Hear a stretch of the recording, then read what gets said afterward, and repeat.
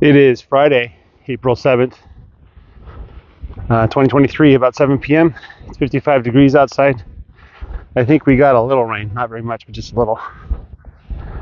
We are in the third row from 800 feet to 1,275 feet, and this is the third cell.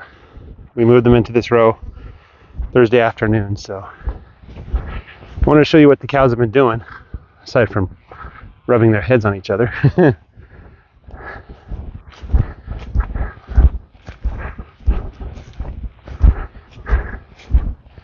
So you can see there's lots of little stands of grass. The grass in between the stands is well over my ankles. The grass in the stands are halfway up my shins. Let me show you what they've been doing.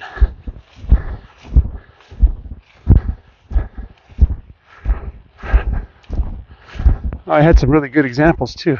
Oh, here we go. We can see the wire. You can just barely make out the wire, where the wire was. But you can see here there's a stand of grass, and you can see lots of little tips missing in different areas. Let me zoom in one area. So you can see down there. Let's look at it from the side. Somebody took a bite from there. And then as you go up here, you can see they've been eating different bits of grass here and there. Almost like a lawnmower that isn't quite getting all the grass, which honestly is what I want to do. My son asked me, "Are you a tip grazing, Dad?" And I'm like, "Yep. We're just nibbling the tips and moving on." And one of the benefits of this is the grass grows back a lot quicker than when it's short. Another benefit is as the grass starts to put on height, it reaches a stage where it puts on depth, where it puts its roots down. And if those roots go deep enough, then it will be very much resilient against temperature as well as lack of water, moisture. Not so much for the cool season grass here, because it's going to die. But for the summer grass, it's especially important that it put its roots down. Look at this grass, just a dark green blob here. I wonder what's in the middle. I can't even see what's in the middle. So this is in the middle of the pasture, which tends to be less good, as opposed to the beginning and end of the pasture, which tends to be better. So, oh, look at this. I believe this is pale dock. It's sending up its shoots into the sky. It will go up high. It will go up 6 feet. And then once the summer heat comes, it'll fall over.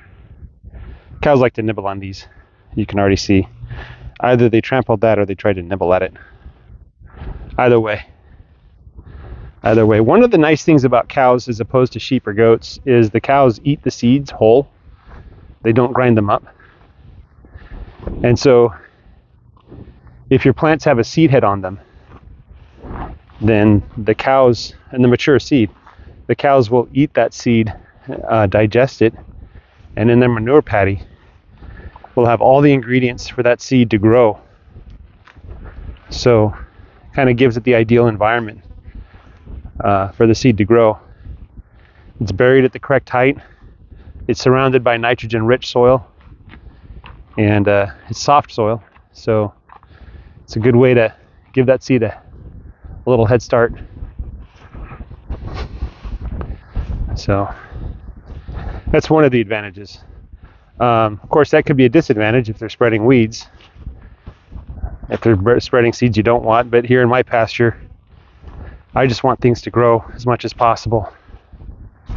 I'm not too concerned about what grows, as long as it's edible for the cows or sheep or something. Here's our friendly neighborhood sheep. They graze a lot lower to the ground than the cows do.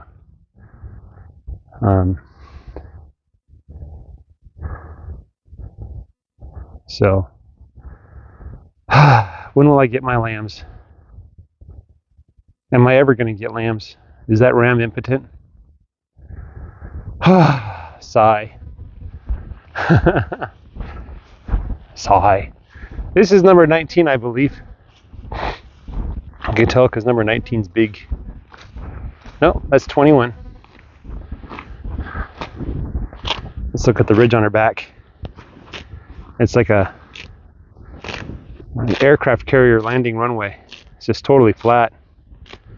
Yeah, Tom Cruise can land his fighter on that pretty easy. His F-14 or whatever. You know, hip bones on this cow are distant memory. Did she ever have them? We'll never know. Let's take a look at that manure pat that was just created for us. Sending the excess proteins and things to the soil in the form of fertilizer. That's pretty runny. That's not good.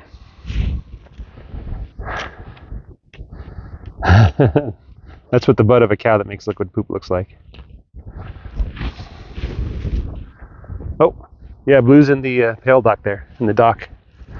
Let's see what she did.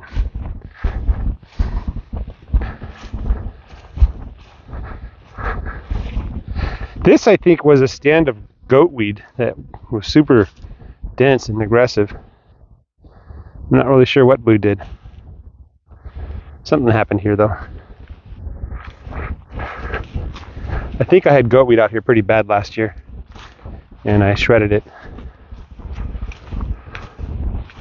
It's hard to tell exactly where the goat weed was. Things recover so quickly. Let's see what else we got. Number 413 is coming along nicely. Looks like she's got a nice slick coat.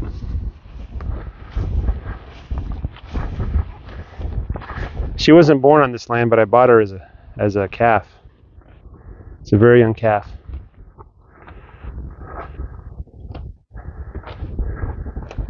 This one, I think, is, yeah, one of my oldest calves that was born on this land. She was born before I tagged. I didn't even know the cows were pregnant. I think she was born in August of 21. That makes her almost 2 years old. You know, here's number 10. Number 10 is half Brahmin, hence the droopy ears. Number 10 should do better on forage. It's because Brahmin are known for doing really well for drought tolerance and things. Are you ready to make a calf for me? Huh? Number none? Number null, I guess. Use a database term. That cow's number is null. Number hasn't been assigned yet. Here's number 6. Half Charlet. I don't think this one has a number either. There's number 6. The older number 6, orange 6. How are you doing, buddy?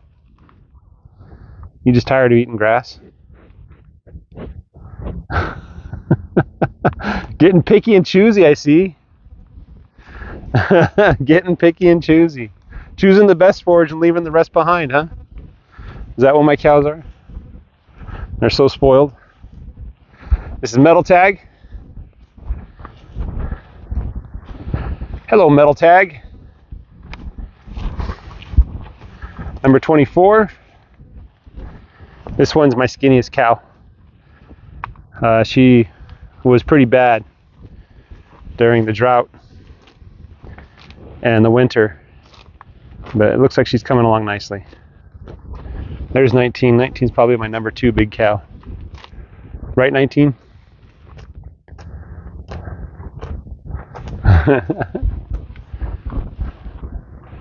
Does that taste good? There's Red. There's Red's behind.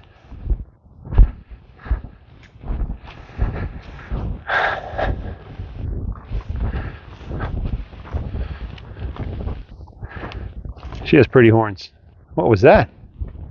Was that a stick? Yeah, that was a stick. All right, not much else to say or to see. Just cows doing cow things. Sheep's doing sheep things. Right? Runny butt.